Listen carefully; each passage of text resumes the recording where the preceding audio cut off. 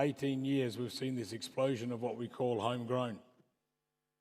And I've asked our young chef vice chairman, Jasper Jack from Singapore, to moderate this panel of UAE-based, not just restaurateurs, but he'll introduce them, they'll introduce themselves, to talk about their experiences and what they've seen and what they do in our industry to catapult us as a country that is now welcoming the Michelin Guide and various other levels of accreditation that is around the world, and what they've done to contribute to that and where that lies in the future of our great country, the United Arab Emirates. Jasper Jack, ladies and gentlemen.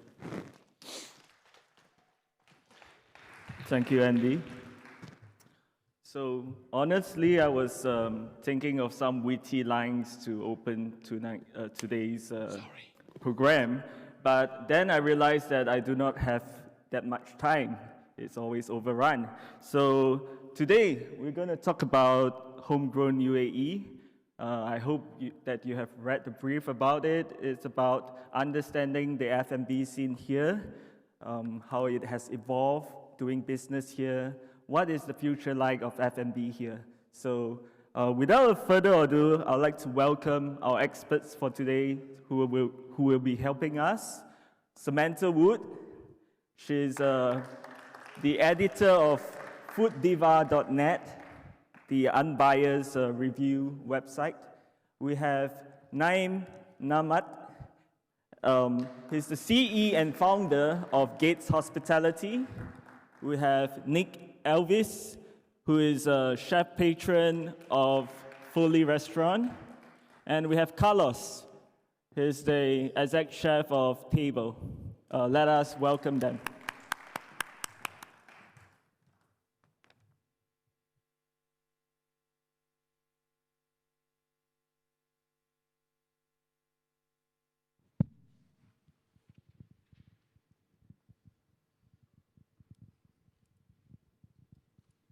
So, welcome, all of you.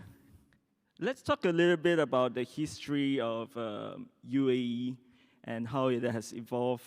So, Carlos, you have been here since 1996? Yes, I did. Yeah, so I think in the panel, you have been here the longest, so let's start with you. How has UAE been like evolving, let's say, from the 1990s, 2000s, then maybe from 2010 to now?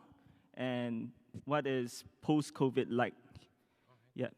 All right, cool. So in 90s, I remember there was not much places here. There was a big hotels. There's a lot of small restaurants.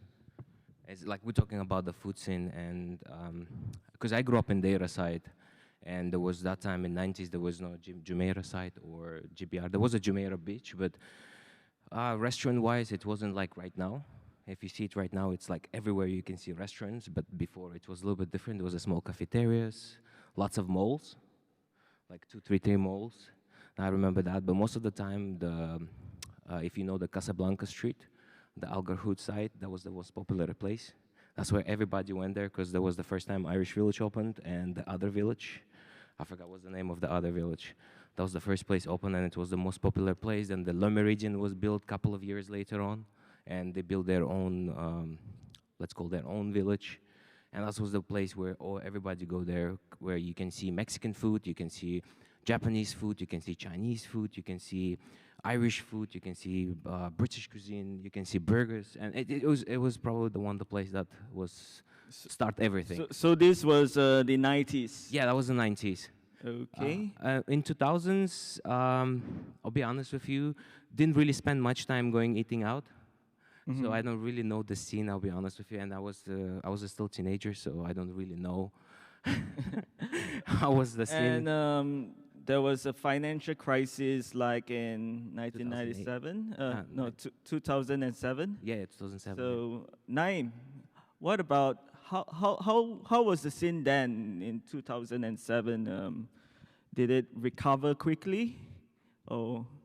Yeah, look, thanks. Good question. And I think what has happened over the years, like any growing economy, the UAE economy was really developing rapidly. It continues on developing rapidly, and I think the recovery was unlike any other city.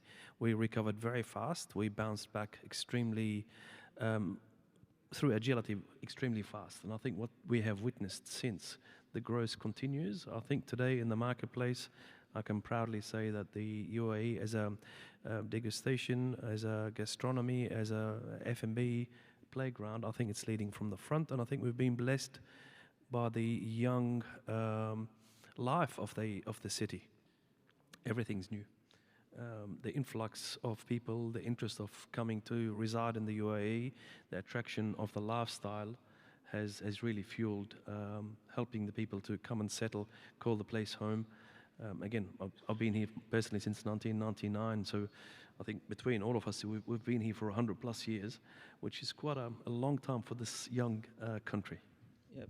Naeem, you own many brands, your company owns many brands such as Ultra Brasserie, Reform Social Grill, Folly by Nick and Scott, Public, and of course there's like overseas ventures like Red Farm, London at Covent Garden and Stockhouse. So what do you think, and of course you have a lot of experience running business. What do you think is, how is it like running a business in UAE? Is the rent high or low? Manpower cost, is it high or low here? What about food costs? You know, is food available? Of course, I think most of the products are imported, so it might be high, I guess. So how is it here? Does business make sense here? Business makes a lot of sense here, and I think, again, what has happened over the years, the market has matured rapidly, and we're fortunate enough to have businesses in Australia, in the UK, Oman, and the UAE, so I can freely compare businesses across our playgrounds. And really, if you look at the percentages from food cost, payroll cost, beverage cost, the rent ratios, well, we're not too different from international cities today. I think we are in ballpark with the UK, Australian main cities as well. Yes, whilst there are certain importations, I think we're seeing a lot of shift. We're seeing a lot of the farms being developed locally. We're seeing a lot of food security initiatives coming by the authorities. The market is evolving fast, and honestly, what has taken place over a 20-year window, other countries have taken a lifetime to achieve what's been achieved in the local market. So we're proud to be part of this success story, and very fortunate. Okay, let's talk about alcohol here. You know, this in UAE, alcohol is only limited to certain places with license, I understand. Jasper, you're really trying to upset me. Talking about rent and then alcohol, what's next?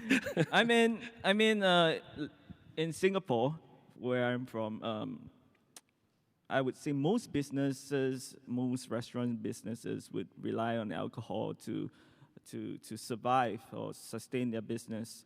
But in UAE, I would think that some restaurants or F&B businesses that might not get the license to sell alcohol, are they able to sustain their business? I think you need to ask Carlos that, because he Okay, runs a restaurant Carlos. that is unlicensed. And I think actually that's a valid point, because the term unlicensed versus licensed here in the UAE means alcohol versus no alcohol. Yeah. As opposed to not having a license to operate. Yeah. But it's a decision that is made when you're looking at a location here, because some areas are licensed and others aren't. Hotels obviously are, as are free zone authorities as well. So Carlos, what do you think? Yeah, well, there's a lot of places I can tell you success without alcohol here in Dubai, honestly. Let's take one of the places, probably big group, Tom and Search. They really succeed themselves. When they open in 2012, then there probably will be Three Fills, is one of it. Opening a Japanese place and succeeding without alcohol. And the third one probably will be, who else? doesn't have alcohol and succeeding? There's a lot, actually. And if you look There's at a lot. There is a lot. Mina's, Honestly, there's a lot. Mina's 50 Best recently, in February, there was a huge proportion of unlicensed restaurants that made that top 50 cut, which I think is very telling and a reflection of a maturing restaurant scene here. Not only that, I think globally, liquor is becoming less and less important in the dining experience. I think that we're seeing a shift globally for non-alcoholic bars and venues. And I think as the market matures, it's multi-silos and multi-disciplines within an experience that really deliver that experience. It doesn't have to be liquor. I think it's one of those service providers. I think as long as your concept's well defined and it does talk to that audience, I think liquor is one of the service elements that you can supplement your business, but it's not the main topic based on your business. We're seeing lots of restaurants move to low alcohol, even no alcohol these days. Nick, what do you think is some of the challenges F&B here face?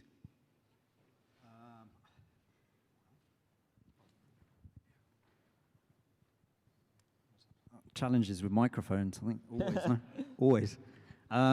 Challenges in F&B, I think the amount of restaurants that there are in, especially in Dubai, where we operate, to survive with all the new openings. I think that's one of the biggest challenges, is to stay relevant and keep people interested in what you're doing, stick to what you believe in. I think that's quite important, that you don't have to feel that you need to change all the time with the market. With what we do at Folly, for example, I mean, it's quite unique in comparison to most restaurants, but you've got to keep believing in what you do. We were talking earlier about the new openings. There's constantly new openings. It seems to be a massive trend in opening Japanese restaurants at the moment. A few years ago, it was Peruvian restaurants, then Greek restaurants, and there's all these waves of like trends. So that's a challenge, to really stick to your guns and just keep doing what you believe in. So you do agree that there's too many restaurants here? I didn't say there's too many restaurants. There's a large choice of restaurants. Okay. It's seeing the people that actually survive. That seems to be, it's not a focus, but it's always quite interesting to see how long restaurants have actually been here and are still, generating good revenues and keeping their audiences interested. I think that's quite an important factor at the moment.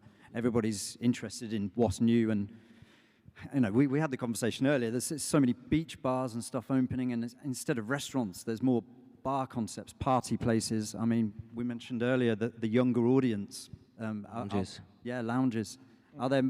Is there a shift in interest in restaurants and more nightlife venues? I think that seems to be the case at the moment.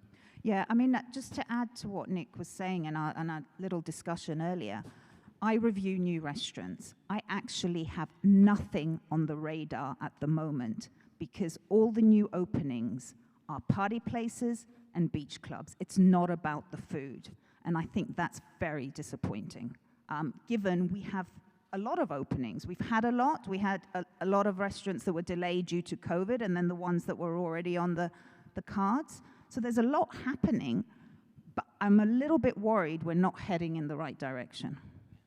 I think being driven by the consumers, really, food is not in the top 20 priorities.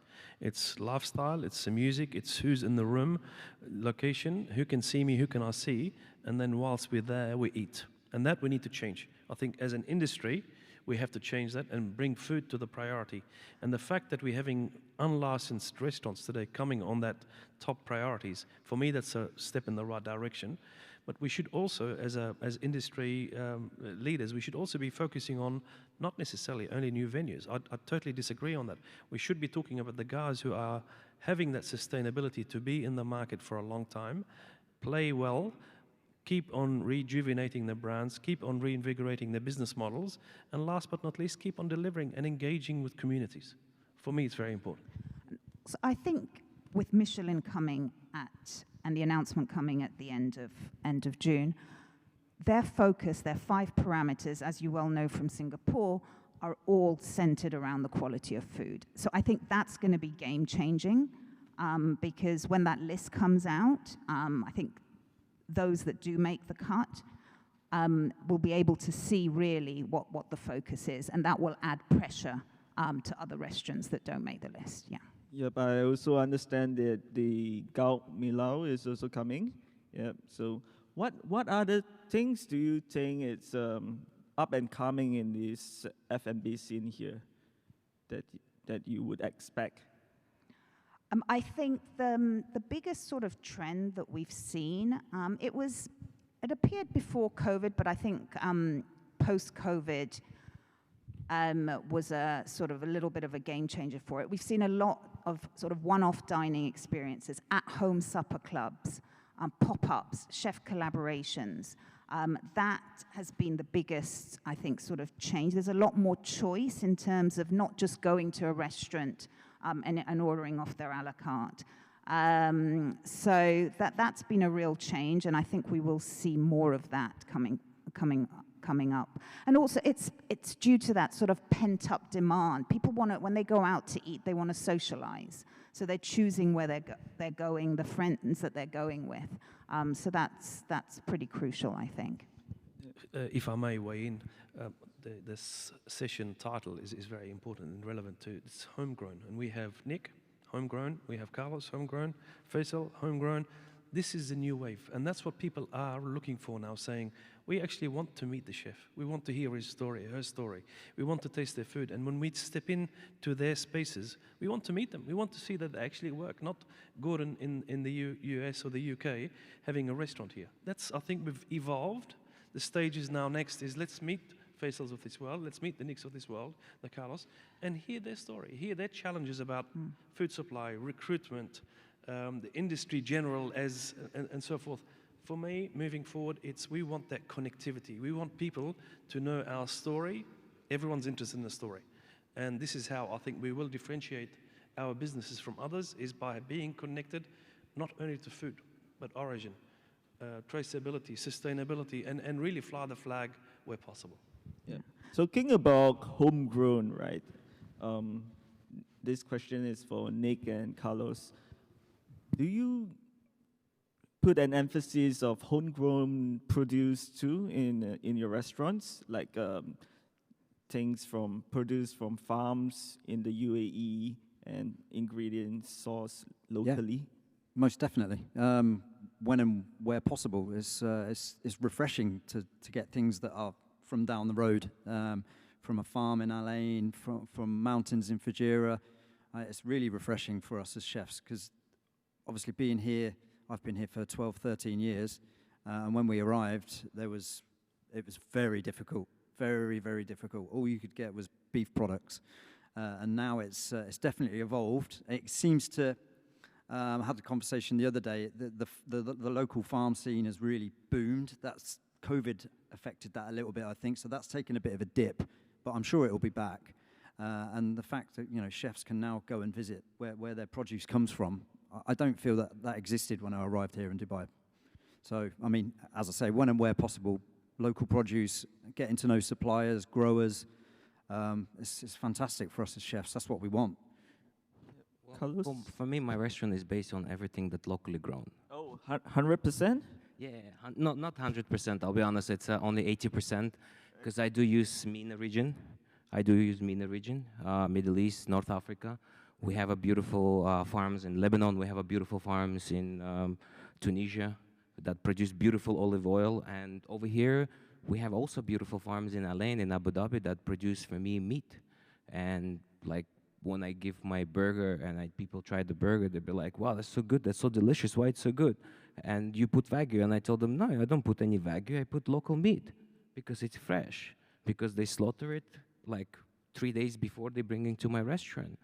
It's just how you are a chef want to put that, and the mile you want to go extra. And there is a lot of things, like we don't use soy sauce in the restaurant, for example. I know in Singaporean cuisine, like in Asian cuisine, it's important. And I was grown as I studied in Malaysia and I studied in Singapore, and for me, soy sauce was the main thing to use. But then I was like, listen, I can make my own soy sauce by using bread. And this is what I did. I did stale the bread, brown the bread, and I made bread shoyu. And it tastes like a soy sauce. And you just need to do it. You don't need to rely on the fresh items, but you need to rely on fermentation. You need to rely on preservation, and just be adventurous on your stuff, what you're doing. That's it. I think what's really important to realize and understand is that takes a lot of work, and it takes a lot of commitment and a lot of research and time, more importantly. So if you're prepared to do that as a chef, then you will get the results. But unfortunately, there's a lot of convenience over here, and it's slowly changing. I mean, things are definitely better than what they were, but the sizes of the kitchens in the hotels and stuff, that they need a large supply, of readily available produce, which sadly belongs in freezers most of the time.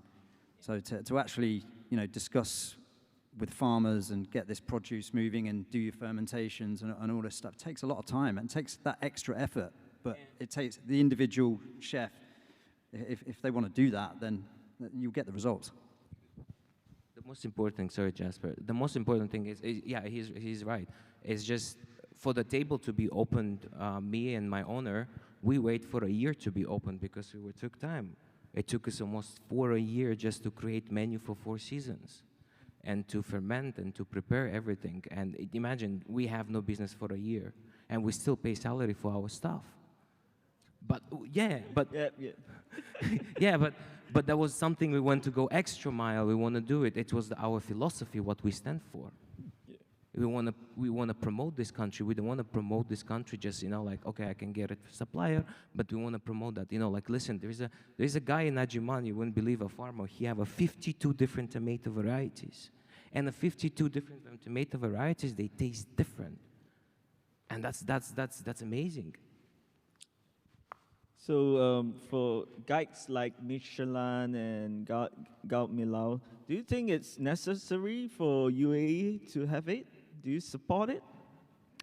100%. I think it puts Dubai on the global map. As much as efforts from our local media scene, myself included, you need those international guides to attract the tourists here. The real foodies will use those guides and decide where to visit on their sort of annual holiday. So the fact that within the space of a few months you've got 2 of the big ones and a third one coming in, I think is quite telling. But what's interesting as well, I mean, we touched upon it earlier with the unlicensed versus licensed, and following on from what Naeem said, now we have more homegrown concepts than imported concepts here in the UAE and Dubai specifically. Late 1990s, early 2000s, actually, Nick's ex-employer, Gordon Ramsay, was the first big-name chef to open here. A lot of them have exited. Gordon Ramsay left, came back again. And then I think that's quite telling. We have now got a mature restaurant scene. Not maturing, it is actually mature, but it's very important that we focus on, okay, what's coming up? Because, as I said earlier, I'm just a little bit worried with what we're seeing at the moment. But I think Michelin coming in will change that. What about you, Nick? What's your view on, as a chef, what's your view about all these guides? Is important for you? Well, I mean, I grew up in Michelin-star restaurants in London and Paris. So for me, it is a big thing. Yeah, I mean, I think it's important for every major city in the world to be recognized by these guides, because otherwise you're not taken seriously. And what we do for a living, it's serious. It's hard work. We put a lot into it. There's a lot of stress. There's a lot of tiredness. There's a lot of sacrifices. I can go on and on and on moaning as a chef does, but I mean, it's it's great to finally have these guides coming in, and when you're on a list and when you get the recognition, it's a really good pat on the back for your hard work and your team, and you can celebrate, and it's fantastic. We've always had the local media with Time Out and What's On and these guys, and it's been great to be recognized by those as in the local market, but as an international recognition, yeah, it's fantastic. Yeah, looking forward to it. Okay, this question is for Naeem. What do you think are important factors that determine a successful F&B business here? Like any business, I think it's about defining your purpose. Once you understand what the business purpose is and really nurture that day in, day out, stand by your ethos, whatever they may be from the onset. Make sure you train for it, make sure you fuel your business in the right fashion and framework. I think that's not only applicable for food and beverage, that's any business. What we see a lot of here is, unfortunately, is people follow trends rather than lead trends. And if someone's successful in doing sushi nights, then you have a trail of Italian restaurants doing Tuesday sushi nights, ladies' nights. Everybody follows suit rather than take the lead and really fly the flag of what their brands, what their own purpose business model stands for. So it's about clarity, it's about making sure that you stay on track.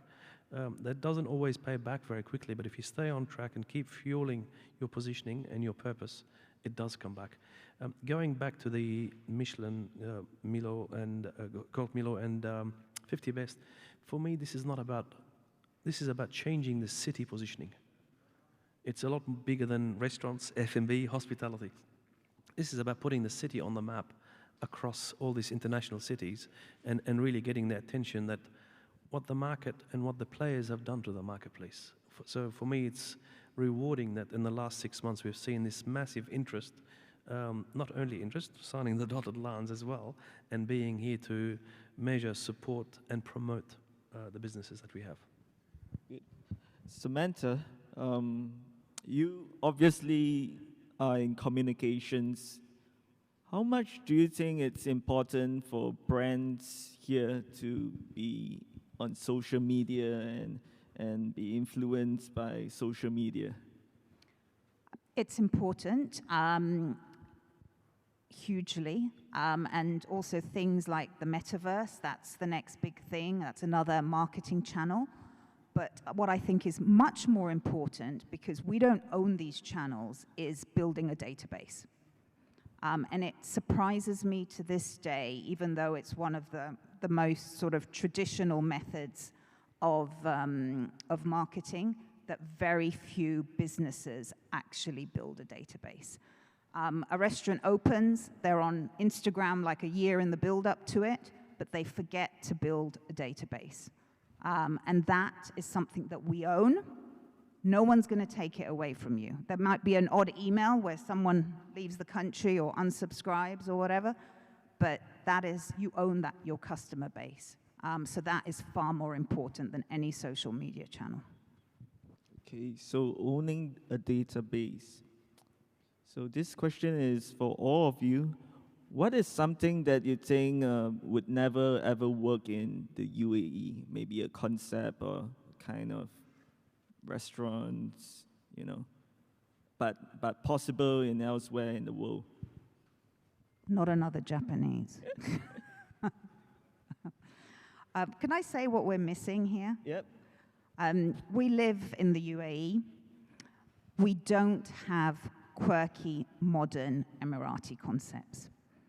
We have very talented Emirati chefs, Faisal included here, but we really need to start and take Emirati cuisine out of the homes and create concepts, restaurant concepts around it. Licensed, unlicensed, what Mohammed Orfali is doing with Middle Eastern cuisine. We're beginning to see it with broader sort of Middle Eastern cuisine, but really focused on Emirati. When you go to Singapore, you want to eat Singaporean cuisine. That's also going to help put Dubai on the global map. So we really need to start seeing restaurateurs looking at those concepts and creating those. Yeah. Carlos, do you have anything? Well, for me, I'm sorry, yeah. With the Emirati cuisine, I think it will work, but what will work and what will not work. Emirati cuisine might not work because, you know why? It's people doesn't have a recipes, they are forgotten recipes. Like, for example, for Emiratis, if you ask them, do you know that you guys eating a fermenting food? And they'll be like, no, we never eat fermenting food. And I say, if you have a fermenting fish sauce, it's the same like what Asians have.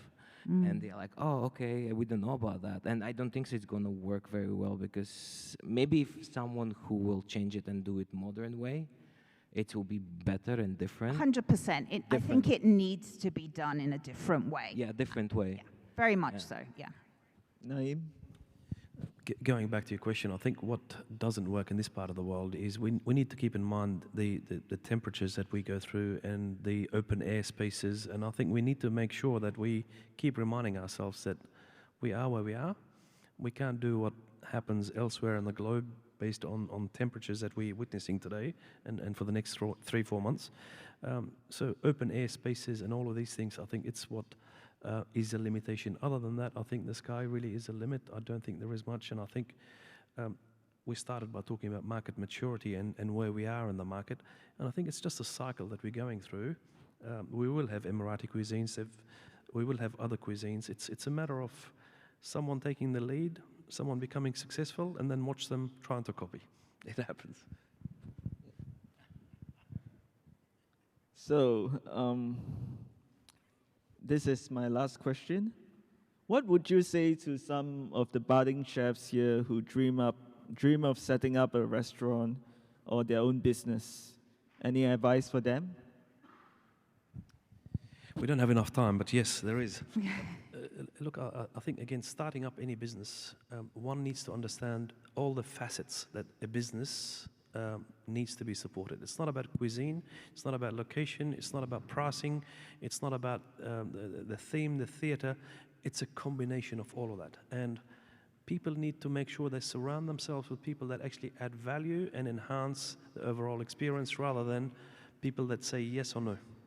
So for me, what's very important is let's make sure all of the aspects of any business are supported, are driven, are identified and fueled by individuals who understand the business to run forward. It's an extremely competitive market, extremely short life cycle. So unless you're very active, very innovative and pour a lot of effort, energy onto sustaining a business, it does come to an end because of the population size, because of the competition numbers, and last but not least, transient society.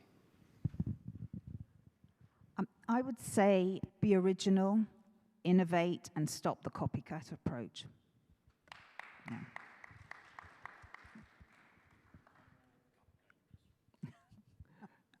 What about you, Nick? I agree with everyone, but I think it's actually very hard to be different.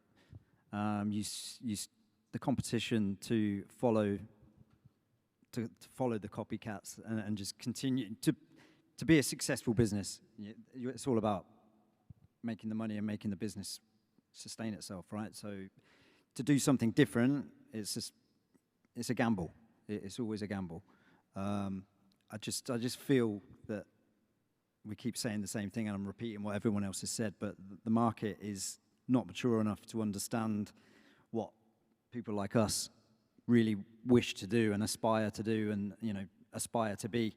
And you kind of get beaten down a little bit by these Japanese restaurants and the places where the majority go. So, I've always stuck to what I do and stuck to what I believe in. I believe anybody setting up a business needs to have that mindset, for sure. I partnered with Naeem, how many years ago? 7 years ago. And I've stuck to what I believe in from my side, and Naeem stuck to what he believes in from his side, and so far so good. But it's not everybody succeeds, that's for sure. And it's tough. I think from the chef's perspective, it takes everything you've got, for sure. There's no lie about that. I'm not sure there's enough of us to drive that. That's where the majority of people seem to want to work less hours, and you know how it is. And even in the UK now, I've got a lot of friends that work in London, and they say London is the hardest place to get chefs, young chefs, like commie chefs. It is everywhere in the world now. This is, for me, setting up a business from a chef's perspective. It's very hard indeed. A, to get people to buy into what you're doing. B, for them to support you in what you believe in. And C, you've got to make the customers happy at the same time, as well as your team.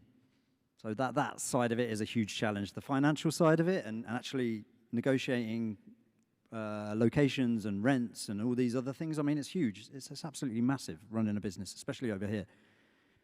And along the way, you get to learn the process, and you experience it, and you become better at it, right? For what That's about the you, plan. Carlos? I think they all cover everything. I do agree with it. But for the young chefs, if you want to open a business, just find a partner who believes in you and believes what you guys stand for. That's it. Simple as that. You know, just stay to your philosophy. I mean, like all of us, after all, we trying to make money, but at the end of the day, we chefs, we want to change the world some way, somehow, with our philosophy, what we stand for. Just find someone who believes in you. That's it. It will take time, not like in 1 year or 2 years. It will take 20 years. It will take 30 years of your experience of life, but you will find someone who believes in you. And simple. That's it. Thank you, Carlos. So, ladies and gentlemen, thank you for today. We have gotten a glimpse of what F&B in UAE is like. So, let's thank them. Thank you, Jasper.